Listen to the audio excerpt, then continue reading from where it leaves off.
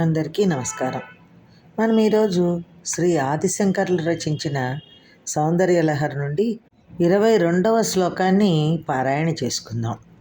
ఇది సర్వాభీష్ట సకలైశ్వర్య సామ్రాజ్య ప్రాప్తికి మన పారాయణ చేసుకుంటే, నిత్యపారాయణ చేసుకుంటే ఈ శ్లోకాన్ని ఇలాగా మనకి సామ్రాజ్య ప్రాప్తి, సకలైశ్వర్యాలు, సర్వాభీష్టాలు కలుగుతాయని ఆదిశంకర్లు మనకి అనుగ్రహించారన్నమాట.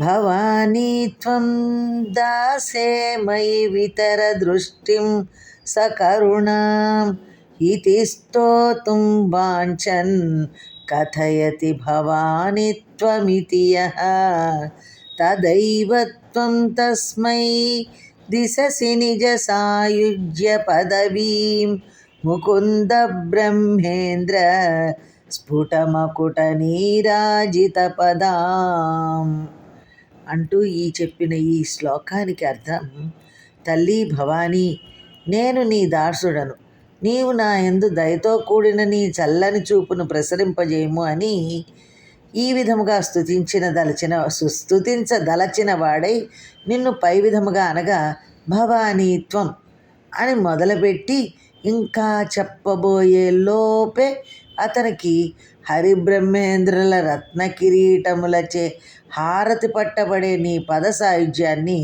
ఇస్తావు తల్లి.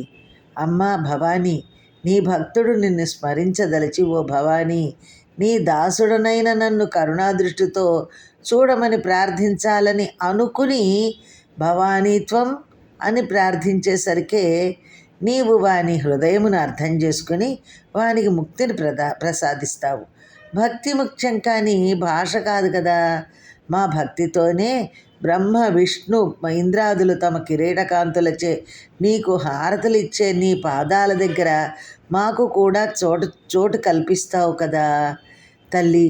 నీ కృపా కటాక్ష వీక్షణాలను మా మీద ప్రసరింపజేయవలసినది అనే కోరికతో నిన్ను స్తుతించే భక్తుడు తల్లి నీవు అనే 2 మాటలు పలికినంత మాత్రం చేతనే హరిహర బ్రహ్మాదులు కోరుకునే సాయుధ్య పదవిని అతనికి అనుగ్రహిస్తున్నావు అంటూ ఈ శ్లోకానికి అర్థం చెప్పారన్నమాట.